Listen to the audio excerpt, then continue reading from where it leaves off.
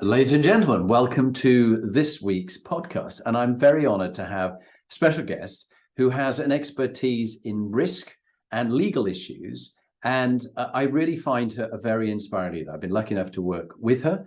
And I know that she touches the lives of so many people, and she is an inspiration to so many. Before I ask her to introduce herself, this is also, as we're recording this, she and I were talking about two defining moments in our lives that we want to acknowledge, which will have touched the lives of so many of you who are listening. The first one is the anniversary of 9/11, 11 years ago, in which almost 3,000 people lost their lives, but many others' lives were affected by that throughout the whole world and all that followed on from that. A hugely defining moment in our lives. I can remember where I was, and I wonder if you can remember where you were at that time when you heard that shocking news and saw the imagery. And then the second one was on the 8th of September, when Her Majesty Queen Elizabeth II died after a phenomenal reign, the longest monarch, our longest reigning commander-in-chief of the British military as an army officer, at the age of 96. And she died on the same day that my mother died.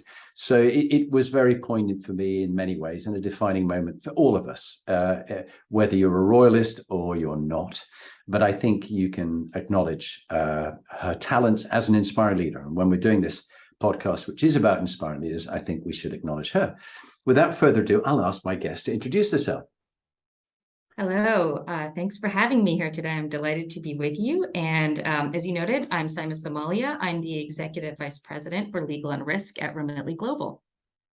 So I'm great having you on here. And as we were talking about role modeling and making a difference, and your young daughter, Fatima, and how she looks to you at her age of 7 3/4. The 3/4 is very important. What a role model you can be for her. We get, of course, we're parents, we get things wrong, but we also talk about what a role model the Queen was for us. And people go, whether you've met her or not, it doesn't really matter.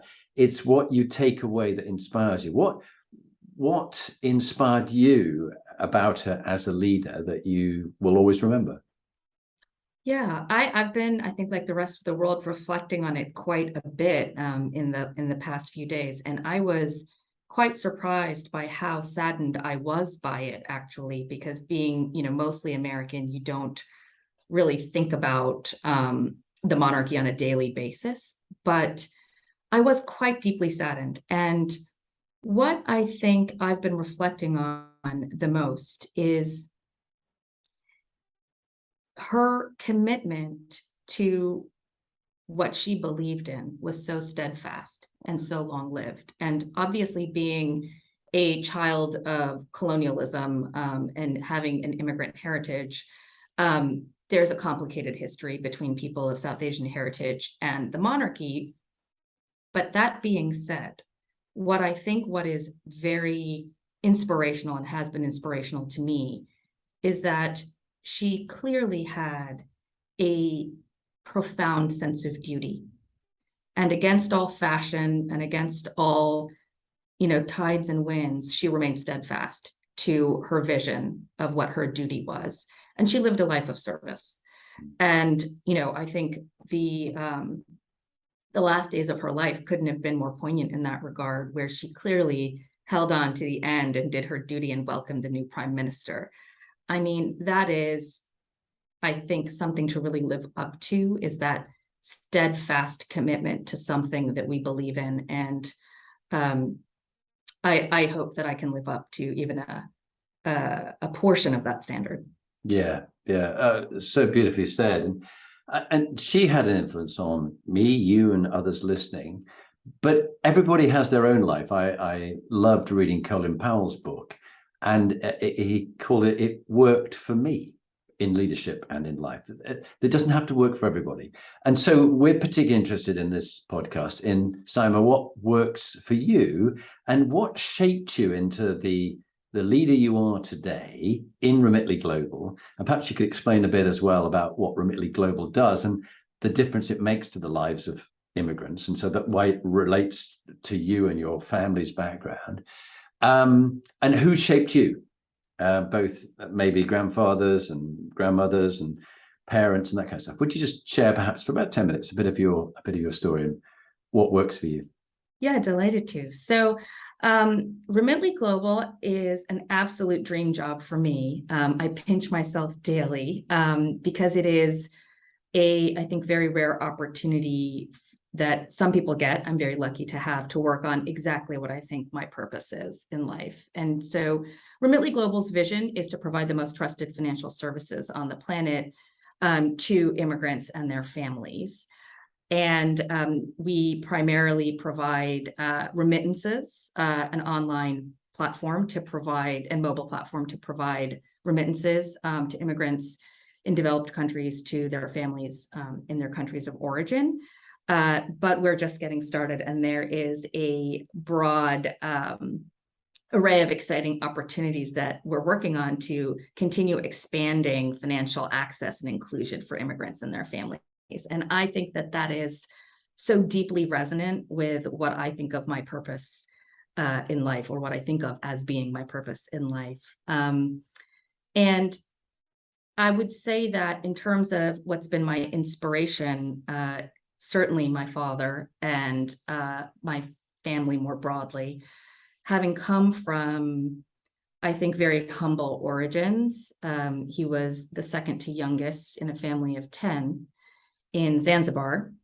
He was of Indian origin and was born shortly before World War II. And his father passed away of an unknown fever in the 30s, in the late 30s. And his mother was left with 10 children in a country that was not her own. She was not educated, as women then typically weren't. And he grew up under quite difficult circumstances. And somehow, through just sheer determination and the audacity of his dreams, pulled himself through the educational system, wound up at Imperial in London, which for a boy from the slums was unthinkable. I don't know how he dared to dream so big, but to give you a sense, when he was a child, he and his sister would go and sit on the street to complete their homework because there wasn't enough money for kerosene for the lamps in the house. They would use the street lights on the streets to be able to complete their homework, but they were so driven that they would sit together on the sidewalk and complete their homework because they knew that education was their opportunity. And certainly they encountered many helping hands along the way. They were given scholarships and opportunities. And I think there are a fair number of us today in America and in England and in Canada and in other countries and in India and Pakistan themselves who have had the fortune of having fathers, grandfathers, mothers, grandmothers like that, who have shown us what the audacity of dreams, the persistence and steadfast pursuit of them can accomplish when it's met with some opportunity and some help. And what I feel very privileged to be part of at Remitly is to be able to be the help. Mm. Mm. Wow. Really, really powerful. And talking about being the help, Remitly has really reached out and been very generous to people who are suffering from the awful floods that have been going on in Pakistan. Do you want to just say a bit about what Remitly's done and why it's so important? Yes. I think just reflecting on that for a moment, it is heartbreaking to watch so many millions of people be dehoused, be left completely bereft. And it's, I think the last count was on the order of 33 million people. When we first began to see the coverage of the scope of the floods, we started to have a conversation internally around the magnitude, the fact that these were, in many cases, the very families that Remitly was organized to try to help. And it became natural for us to consider how might we be able to show up for the customers who provide us with so much support every day? How can we show that support back? And it was just a small thing that was a little bit of a scramble to arrange, which is, let's waive fees. Let's just step into our humanity in this moment and say, we can support you in this way, and we know how to do this. I think one of the biggest challenges and mistakes that companies make is when they try to grow a new capability. And in the world of international relief, it is very complicated. And sometimes when we think we're helping, we're actually not helping. And so we try to stick to our knitting as much as we can and help in the ways that we know that we can, and partner with others who know the local communities. And so we were able to reach out to our distribution partners and say, hey, what are you doing in Pakistan to help Pakistanis? We would love to support. And that started a beautiful conversation with some of our partners locally as well. So those two things we've been very blessed to be able to be part of. And it's been truly humbling to see the response from the Pakistani diaspora as well as Pakistanis in Pakistan. It has become quite viral, and there have been many, many touching notes that have been sent to Matt and myself and other members, Matt Oppenheimer, our CEO, and many other members of our management team, as well as posted on social media, that really have driven home to me how unseen many people feel in the developing world when they go through horrible, horrible situations. And I think when it comes to the floods in particular, we are increasingly realizing that we're one world, and what we do impacts Pakistan, and what happens in Pakistan, whether we recognize it or not, impacts us. And so it has felt like the right thing for us to do what we can to support at this time. Yeah, no, lovely. And just the right thing. Many companies use fine words, but they don't believe in it, or that it's tokenism. But this isn't. This comes from the heart. And I think you mentioned Matt Oppenheimer, the CEO. He has set up an organization with others, and you're part of the executive team, that has almost a mission, almost like a charity. I think it's the only corporation I know, and it's been successfully listed on the NASDAQ, having started 11 years ago with nothing, become a unicorn. But it has a real cause and a real mission, which people love to work with. And I know Lee, my wife, and I love working with you guys because of this sense of purpose and meaning that you bring to life, and the legacy that you are leaving in people's lifetimes, not after they've died. Thinking about life and what's gone on, proudest moments and darkest moments in your life, Saema, and what did each of those teach you?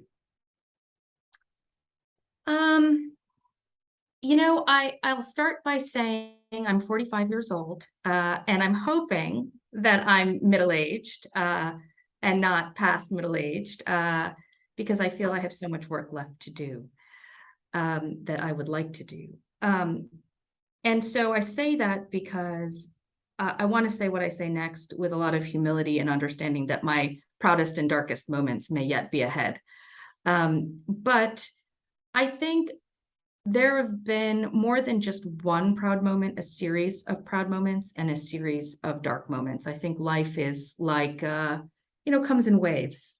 And so I'll mention a few, if that's all right. I think when it comes to proudest professional moments, I must say the Pakistan relief was one of them, because as an attorney by background, I think what I look for is where I can help, where small practical acts can have enormous impact. And this small act of waiving fees for some period of time on each individual transaction, it's a reasonably small impact. It's a big financial impact for us, and a big financial commitment for us. but a small one on an individual transaction basis. But in the aggregate, it will enable many millions of dollars to enter Pakistan at a time when those funds are desperately needed to rebuild homes and lives. And so a small act of waiving $2, $3 here and there may be the difference between somebody being able to go to school, having school books, being able to replace clothes so that they can feel just proud to show up at a local gathering or at school or at their mosque on Friday. And so, you just told me a beautiful story about the woman and the starfish, which I think will stay with me for some time. And I think is exactly right, is at the end of the day, when you work on a mission, yes, you want to change the world, but the world is comprised of individual people with individual dreams. And the greatest gift I think we can give each other is to see each other in the completeness of our humanity. Every single person counts. Every single person matters. And in my faith, there is a saying that roughly translates to, if you hurt one person, you hurt all of humanity. And if you help one person, you help all of humanity. And that is something that I find to be deeply meaningful and I reflect on daily. And so that's been one of my proudest moments, is the Pakistan relief. I think another one is also quite recent. Our IPO, which we completed about a year ago, I think was a more glamorous moment, ringing the bell at NASDAQ and, having lots of newspaper articles written about us and all of that, very glamorous. But what I am particularly proud of about it is we walked out of that IPO with several $100 million that we've been very careful with. And what that has meant for us is that as the market conditions for financial technology companies have deteriorated and the economy globally has started to face headwinds, we are able to continue investing audaciously in the pursuit of our mission and our vision to improve financial access for our customers. And many of our peers and many other truly fine companies are not able to do that, which brings me, back to one of the points you just made about Remitly's mission and vision. And one thing I think is particularly right at Remitly, and that I reflect on quite a bit, is there's been a lot of reflection, I think, on corporate purpose in the last 5 or 6 years, rightfully so. What is the purpose of a corporation? Why do we exist? What purpose do we serve? And I think in the 80s and the 90s, we had drifted towards this quote unquote Miltonian idea that corporations exist to serve shareholders. And that is certainly part of why corporations exist. And I think we're all rightly very conscious of the fact that we want to do right by the people that believe in us and invest in us. But nobody gets up and starts a company because they want to pay a shareholder. Somebody gets up and starts a company because there's a problem that interests them. And they say, I think I can solve that problem in a new and interesting way, or better than someone else has solved it. And that is a beautiful thing. That is a beautiful thing. And it can sometimes get lost as companies grow because there are so many pressures coming at us from different directions. But at its heart, that's what customer centricity is to keep that focus on what is the problem we're trying to solve. And maybe we'll solve new problems as we grow. But more than a charity, I think of us as being truly focused on the problems that were at the genesis of our existence, right? And that is a joy. And I think it's something that really is the key to our success, is we never lose sight of our problem. Now I've gone a bit far afield from your original question, which was what was my darkest moment. It was a very important extrapolation of the ideas that you had, and very profound. And I will listen again to this afterwards in the recording. I think it's superb. So I have no regrets of that, Saema.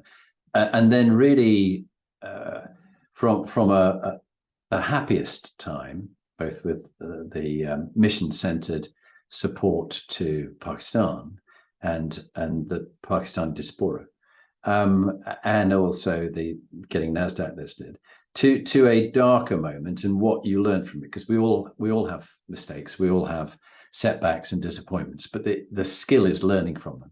So what was yours, and what did you learn that would help us?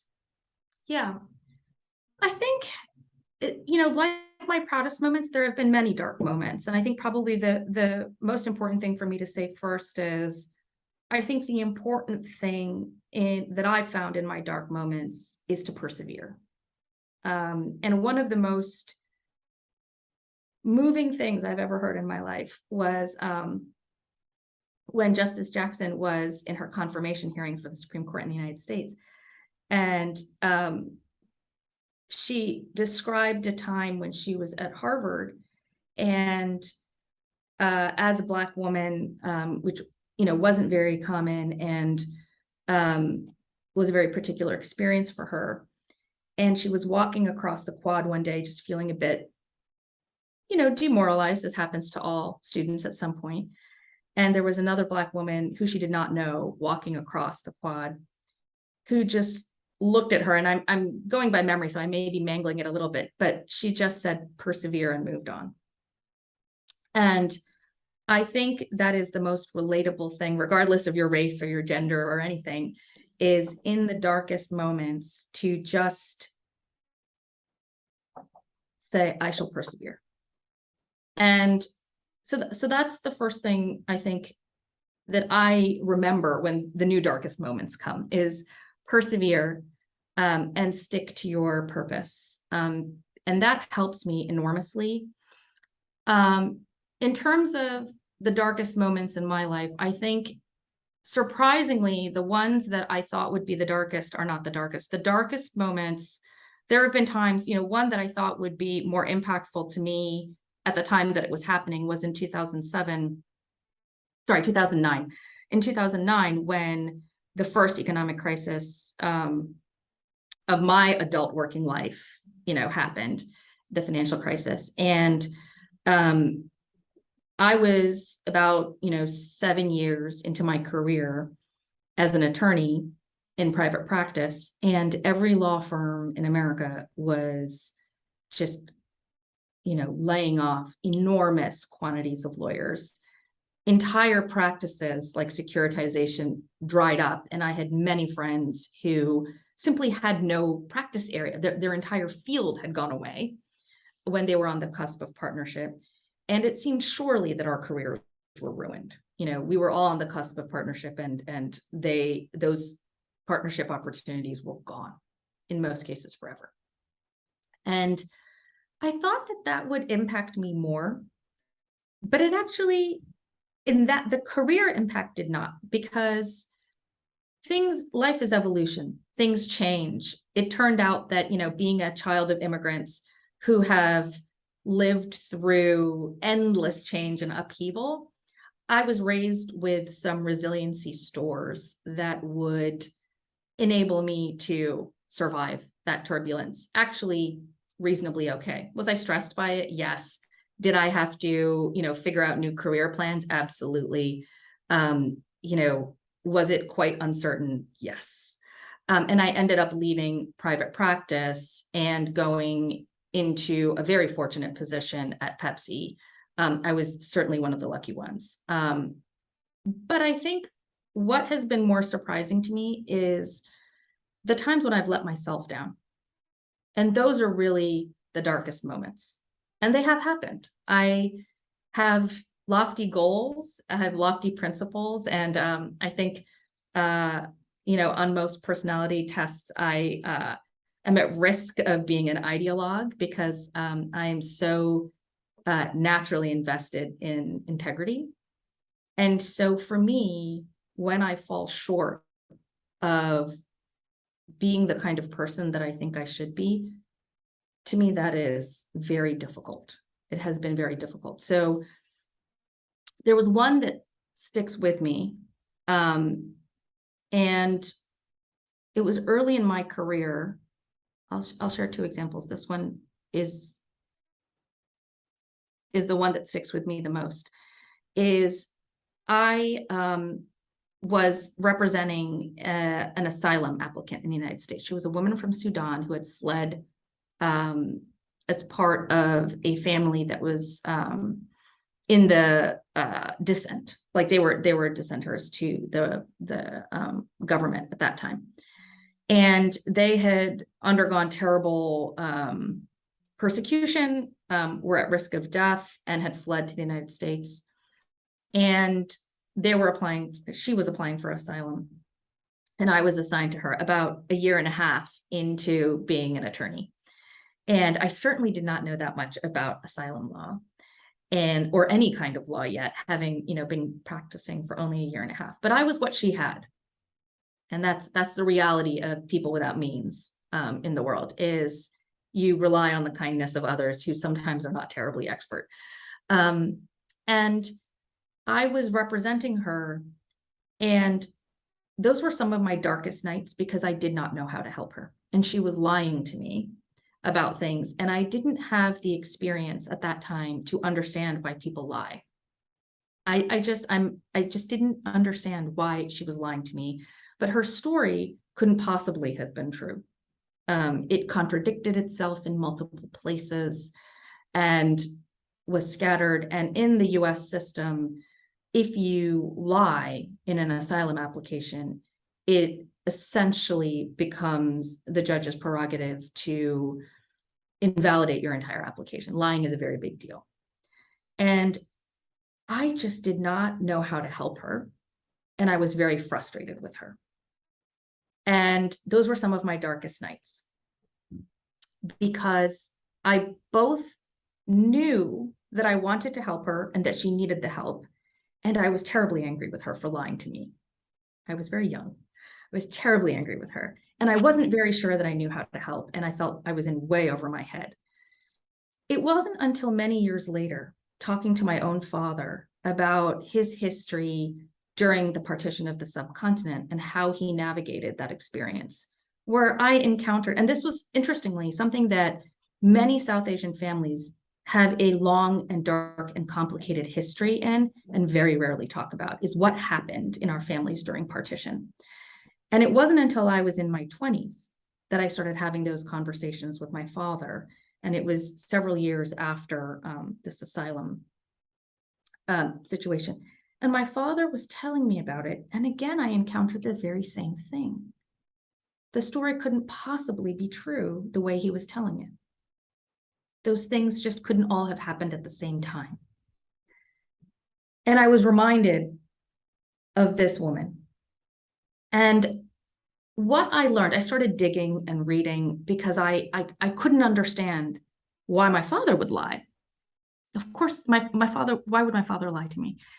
And I did quite a bit of reading about people that survive trauma and horrible situations. And it's probably obvious to you because I know you were in the military. This is what post-traumatic stress does to people. They're not lying. Their brain has broken up the memories and stored them away in different parts of their brain to help them cope, to help them survive. And I am so deeply ashamed to this day of how hard I was on this poor woman who was simply trying to survive. Wow, thank you. And I'm going to ask you, what did happen for your father in the partition of India, Pakistan, and Bangladesh? What was his story in a nutshell? So he was a young child, he was a child, and at the time of partition, he would have been between 10 and 15. Like many South Asians, we're not exactly sure when he was born. It was in the late 30s. And after his father passed, his mother took him and his younger siblings and went back to their village in India, in Madhya Pradesh. And that part of India was deeply affected by communal conflict. And so he and his younger siblings then, at the time of partition, tried to go to Pakistan. My family is Muslim, and so that was what Muslims did from that part of India at that time, to try to be safe. And he saw many unspeakable things. He saw people being thrown off of boats to their death. He saw people being hacked alive. He saw many things that he can't speak about. And he crossed the border by himself because he had no choice, like many other young people at that time. Families were split apart to try to survive. And he still can't really speak of the details of it, but he did say, he has told us deeply meaningful small things about it, such as he always goes by A.R. Somalya, and many people from the subcontinent go by their initials. And I one time asked him, why do you go by that? Why don't you just say Abdul Rasul, which is his name, which is what all of his friends call him? And he said, well, you know, in India at that time, we all went by our initials because there was so much communal conflict. And if you went somewhere, you didn't want people to know your religion right away. And your first name typically gives you away. You know, if you're from India or Pakistan, you know a Hindu name from a Muslim name, just like we just know. And you never want people to know what your religion is because it's quite dangerous. And so everybody goes by their initials. Endless things of that nature, you know, talking about stowing away in a boat and seeing people being thrown overboard and hoping that no one finds him. You know, small stories like that come out from time to time. And the thing is, you can't, it's very frustrating because you want to know all and you want to ask a million questions, but that's not the way trauma works. You just have to listen and then try to stitch together the pieces of the quilt over time. Yeah. Oh, wow. Very powerful. And thank you for going there, because I know it's not easy. My mother died, as I say, on the 8th of September, 14 years ago. And she brought the three of us up on her own, my father being killed when I was 2.5. And I've always wanted to know more about my father because, of course, I couldn't have the conversations with my father. I'm sure there's a book called Conversations with My Father. And so I talked to my Uncle Roger before he died. He was 98, I think he was. And so you get bits of snippets, and my father's twin. And it's only later in life, now I'm 60, that I'm ready to know about it and how that shaped my young life, how it shaped your life. And people listening, how it shaped their life. I'm doing the Hoffman process, which looks at what happened to you when you were 13 and younger. I'm going to go and spend 7 to 9 days going through a whole process without phone or email, just really letting go of some of the stuff which shapes our behavior, what goes on. So your personal story and how it shaped your father and how in turn they pass it on to you, it's a legacy that's passed from generation to generation, particularly people who've gone through the partition, or people who are Roman Catholic or Protestant in Northern Ireland, or if they've been through the Holocaust or whatever it is, they pass it on. And it becomes the life map that they inherit. But you don't have to accept the life map you're given. You shape it with the people you meet and the experiences you have, which allow you to update and hang on your wall your map of the world and of the values you have and the limiting beliefs that you were given, which you might replace with empowering beliefs. So I find this concept of life map with your highs and your lows very important. So thank you for sharing that. And thinking about, you know, you've got Fatima, your daughter, who's growing up, but when she's 16, if you thought back to when you, Saema, was 16, what bit of advice would you, I know you give her constant advice and she asks you lots of questions and she's learning, but she probably gives you lots of advice. That we learn so much from our children, don't we? I've got 4 and they're always teaching me things. Even now they're 27 to 30. But if you were to give her advice of one thing that's really important to remember, one thing to let go of, what would your advice be? Well, I'm delighted to say probably my biggest learning, I think, is from, you know, her generation and younger generations. And so I don't think I have to teach it to her, which is a great joy. I think I've learned it from her, if anything, which is bring your whole self everywhere. I think I grew up in a generation where if you were a minority, we grew up with two selves. You know, the self we had in our own communities where we were, let's say for lack of a better word, ethnic. We could let the ethnic out. And the rest of the world where our goal was to assimilate to, to put it crudely, a white man's world. Right? This was a white man's world. And if we were going to be successful in it, our goal was, this was the old way of thinking.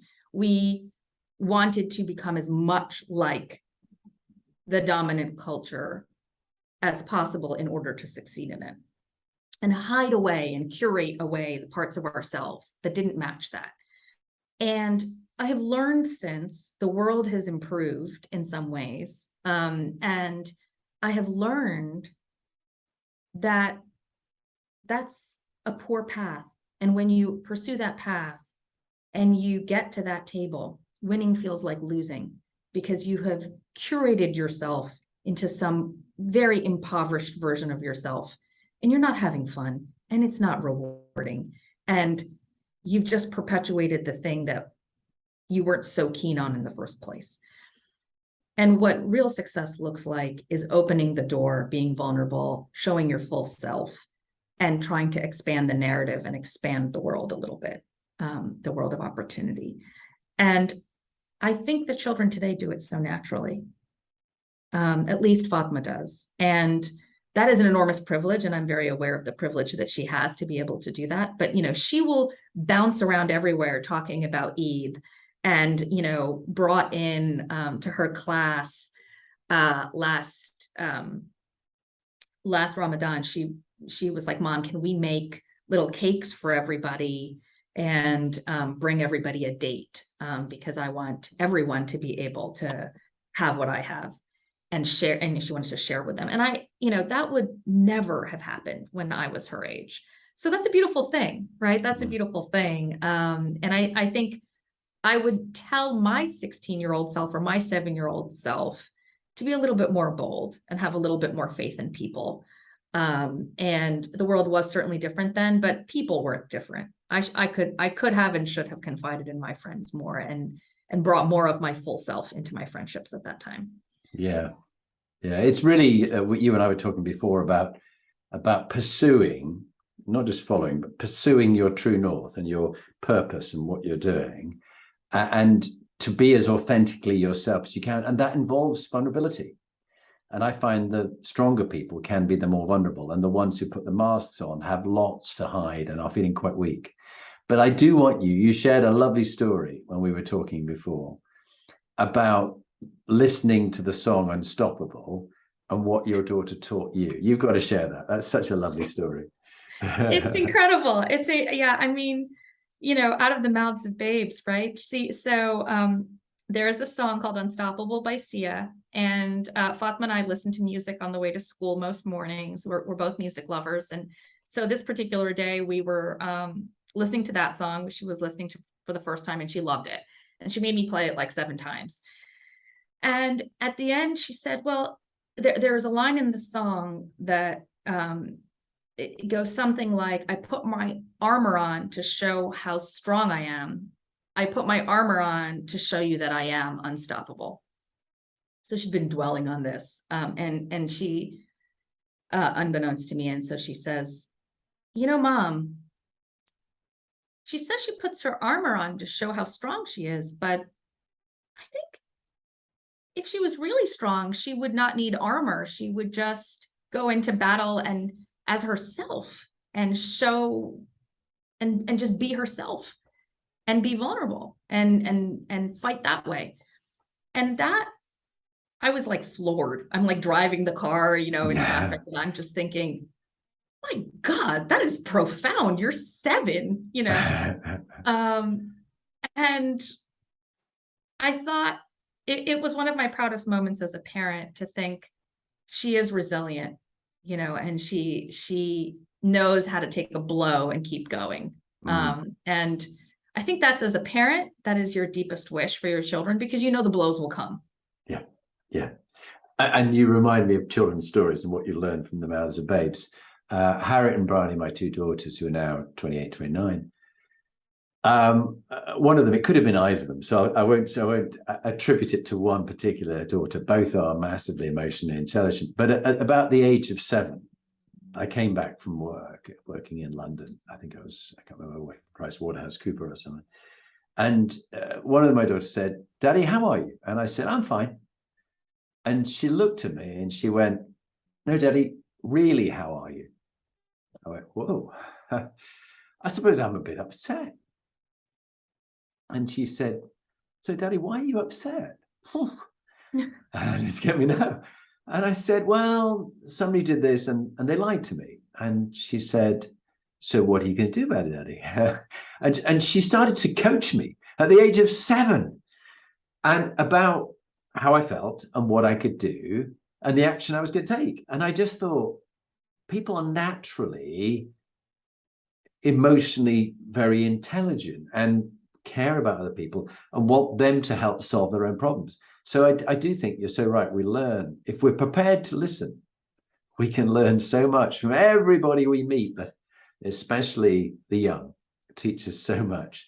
And we think we know it all. And the older we get, the more dug in we get. I know sort of the older characters, friends of mine, and maybe myself, get so very, I think it's called cyclosclerosis, a hardening of the attitudes, not a hardening of the artery, a hardening of the attitudes. So let's just go around the Inspiring Leadership Compass, which you know well from the Inspiring Leadership work we've done.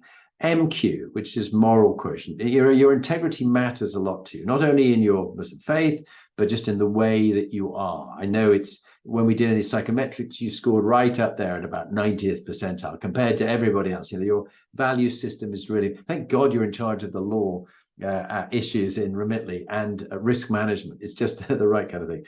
But what are your sort of top 3 values that you live by, and how did you get back on track when you let them slip? Yeah, I think one of them, comes back to the Queen, which is serve a purpose, and serve it as faithfully as you can. And I don't know if that's moral or if that's something else, but for me, it's a moral, which is add some value. Make your time count. At the end of the day, nothing will compensate me for a day of my life that I'm never getting back. And so there's no amount of money that will make up for it. There's no amount of anything. So make it count. I think being honest without necessarily, and the second part has come with age and maturity, without being sort of verbal diarrhea. You don't have to say everything that's true if it's not helpful or kind. But I would say that my natural level set, as well as my belief, is that we should not dissemble. We should not say things that are not true. So I don't say everything that is true if it's not helpful or kind, but I try my very, very best not to say things that are not true just because they're convenient. Yeah. And I think help those who deserve it. Yeah. Is another big one for me. And for me, those who deserve it are people who are just like the rest of us, but have different structural opportunities, and make the world more fair. Probably if I had to pick one mission and purpose in a word, it would be fair. Make it as fair as you possibly can. Yeah, and that's beautiful. And all of those resonate strongly, which takes me on to the next one around the compass, which was PQ, which was meaning and purpose, which you've almost covered now. This thing about being fair, living your life on purpose, not off purpose, and having that there's a very close connection between true north and the moral compass, or from the south, the southern star.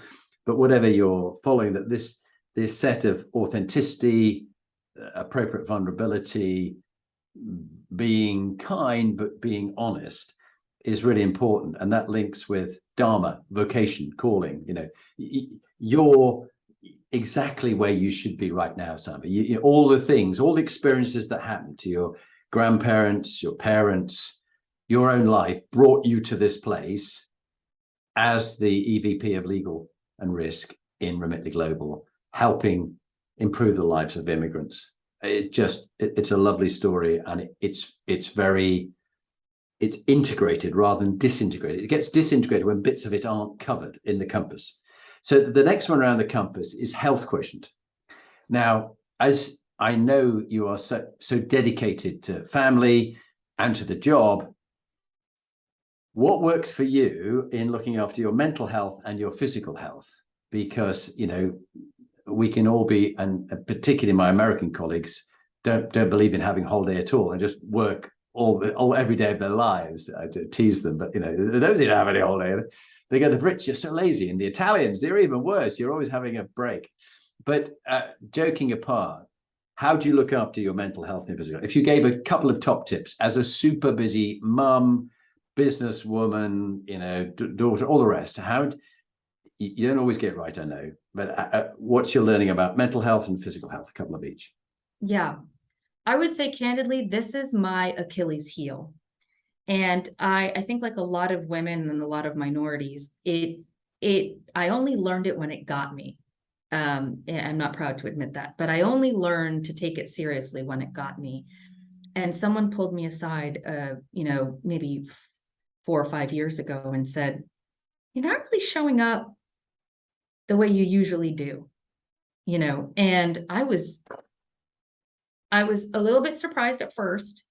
And then I was annoyed. And then I was reflective about the fact that I was annoyed, and I realized I'd been annoyed a lot. And it sort of opened this door of self-discovery for me into mental health and physical health, and the fact that I had been trading away both of those things in the relentless pursuit of the things you mentioned, right? Serving my purpose, serving my family, and I was at that point a very young mother. And as anybody with children will know, you don't sleep a ton when you have very young children. And since that time, with a lot of humility for the fact that it's still my weakest area, I have started to just structure it very intentionally. So I make sure I take at least 2 1-week vacations per year, and I schedule days off to coincide with major holidays and days that my child is off school. Because I find that when my child is off school, if I cannot enjoy that day with her, I start to feel unhappy. And so I gave myself permission. In my 40s, I gave myself the gift of saying, when is it not worth it to you, Saema, anymore? Well, if I don't get to spend the day with my daughter when she's off school, it's not worth it. And so I'm very intentional about as soon as I get my daughter's school calendar, I book those days in. And they're not a ridiculously large number of days, and they give me so much joy. And so being intentional about those things, I'm intentional about when I unplug, and I communicate around that clearly with folks. And it's served a dual purpose. One is it's enormously impactful for my mental health, but another thing that I've found as I've done it, and I've sort of given myself permission as I enter a more mature phase of my career, is that it's enormously impactful for others. And I am a reasonably uncommon phenomenon of being a minority woman in a C-suite. Thankfully, not as uncommon as it used to be. But I realized that what I do and what I don't do sometimes is watched quite carefully and becomes a rate limiting step. Well, if I do it, it gives permission to other people to feel they can do it. And male or female, cisgendered or not, binary, minority or not, in America in particular, we have a problem with work-life balance.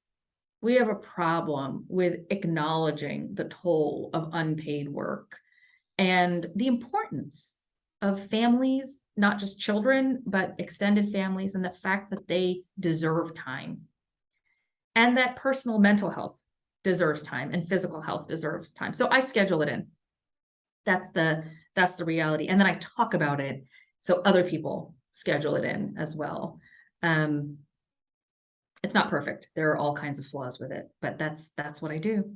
I think that's so important. And everyone listening, reflect on what you're doing in your, what they call work-life integration, which is not a complete cop-out, but how do you integrate your work and your life? And I'm thinking about my two children and my two stepkids. Now I'm a grandparent for two as well. How am I giving enough time to them? Because I don't know how much longer I've got left to live. And as you know, my brother David died last year suddenly within 10 weeks of diagnosis of cancer, and he's gone. And he had lots of plans of things he was going to do with his daughter and with his grandson, and he can't anymore. So I think just going, I'll do that when I blah, is not good enough. And I've just written a little note to self to make some more time with my daughters and my stepkids and grandchildren. Emotional intelligence. Let's do a quick fire on the others around the compass, because we've covered so much already. This has been beautiful. Top tip that you'd give about building rapport and emotional connection with people. What would be your tip? I'd say meet people where they're at. You know, I think, and I'll say, I've referred to being a minority, I think, quite a bit in this discussion, but this one in particular, I think it, you know, as minorities, we typically, if we're successful, we learn this one early, because we learn, you know, we hear all kinds of things that don't reflect us or that aren't consistent with our experience. And we learn to meet people where they're at and try to bridge the distance. Yeah, good tip. CQ is cultural intelligence quotient. It's collective, it's sort of IQ, it's decision making. But of course, at the heart of it is diversity, equality, and inclusion. And part of that is meeting people where they're at. But what would be your top tip about being inclusive and respecting difference? I think the biggest one is quite simple, which is listen. Seek out opportunities to learn and listen. And if you find that you're talking more than you're listening, my dad, who is a fountain of wisdom, always tells me, and I'm chatty by nature, so I needed to hear it. As a child, my nickname, I spent my early years in England, so there's all kinds of English things that are said in my family. My nickname was Chatterbox, and I've been trying to live it down ever since. But my father would always say, you know, God has given you 2 ears and 1 mouth for a reason. You're supposed to listen twice as much as you speak. And I think that that's really ultimately what inclusion is about. Brilliant. No, I love it. We've talked about this before, haven't we? Less is more. So RQ, resilience. What would be your top tip on coping with adversity, setbacks, disappointments? What's your top tip? Persevere. Yes. And it's really that simple. You just decide to keep going. And there are so many situations that I've encountered, many of which I can't talk about because of professional reasons, but some of which are just personal, that I thought were unsurvivable. Yeah. There have been a couple that I thought were that are personal in nature, that I thought were just physically unsurvivable. There have been some professional situations that I thought were unsurvivable, both for myself and for others. And in many cases, we survived and we thrived. Yeah, that's fantastic. Brand next, brand, reputation, image, impact. You and I haven't yet done 360. We need to at some stage. Yeah. And get it from 20 people or so up and who work with you, and just so that we're always learning. But what tip would you give to people, apart from getting 360 from an independent source, about enhancing your brand, reputation, image, and impact? Not in a glossy social media influencer kind of way, but in an authentic way to learn from others on what you're doing well and what you could do better. I think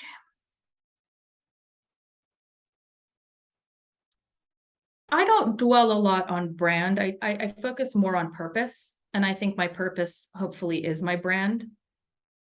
And I personally, I think that is the most meaningful form of pursuing your brand is find your purpose.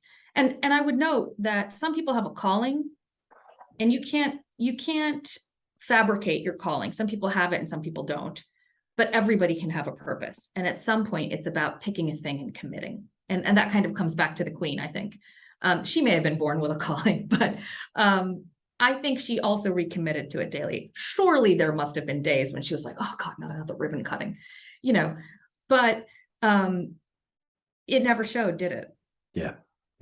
Fantastic. And the final one around the campus after brand is legacy. What would you like, in a sentence, your legacy in the work you do and your legacy for your family? What would you like people to say at your funeral? Oh my goodness, that's quite emotional. I would be thrilled if my daughter said she was a great mom.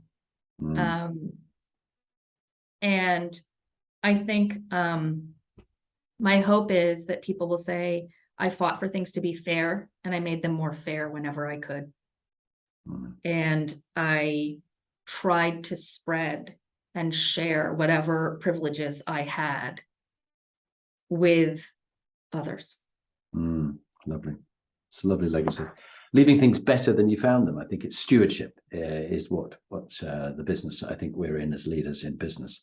Executive teams, you've been forming and shaping compliance teams, executive teams, and particularly right now. And what's your learning about a top tip you give people listening about creating a high performing team? If from a sort of an average collection of people to create a high performing team, what have you learned? I've learned, I think, a couple of things. I think the first one is, again, going back to purpose. People,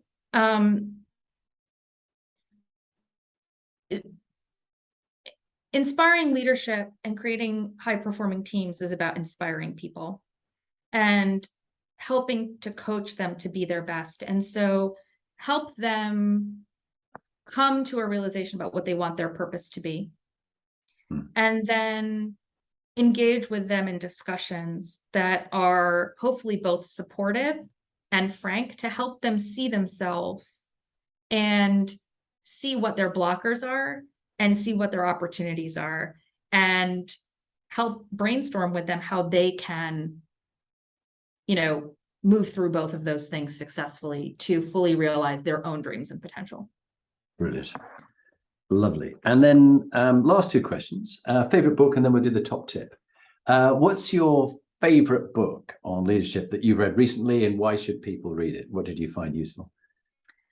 It's a slightly, I reflected on this. I actually read it a long time ago, but it has influenced me so much that I wanted to share it. And it's actually not a book on leadership directly, but for me, it has been. It's a book called Weapons of the Weak.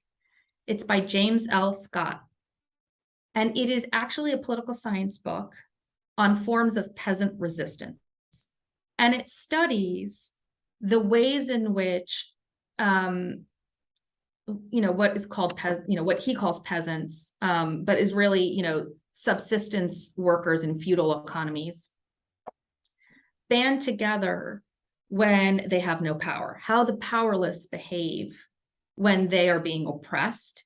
And it has endless applications, because it talks about things like foot dragging and not completing your task on time. These are all the things that managers and corporations struggle with as well, right?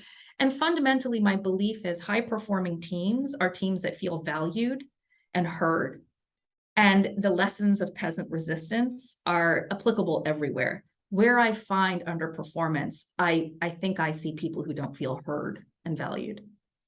Fantastic. I am going to listen to that. I hope that there's an audio version, as you know, with my dyslexia. I'll probably listen to that. And then your 2-minute top tip, maybe from your father or maybe from somewhere else, but share. And in this session, just introduce yourself, say who you are, where you work, what your organization does, and then what your 2-minute leadership tip is, and we'll finish there. All right, great. So I'm Saema Somalya. I'm the Executive Vice President for Legal and Risk at Remitly Global. Remitly Global is a global financial services company, a fintech focused on providing financial inclusion to immigrants around the world and their families. And our primary product is remittances. And my top tip, I'm going to cheat and share two. One is from my father: act, never react. Those are words to live by. Show up as who you want to be in the world. Do not react to the forces that are coming at you. Try to stay the course and always swim towards your vision and your goals as faithfully as you can. One that you shared with me a while ago, and I have reflected on quite a bit, which is when you feel you encounter a situation that's impossible, say to yourself, well, I know it's not possible, but if it was possible, how could I do it? And it is such a simple thing. And it has unblocked many a obstacle. So I love that top tip. Fantastic. Saema, thank you very much indeed for being on the Inspiring Leadership podcast. You've shown why you should be here, and you're definitely an inspired leader. And I know many listening will take great support and succor from your advice and your experience, and you'll touch the lives in the starfish story. Made a difference to that one. Thank you very much. Thanks so much, Jonathan.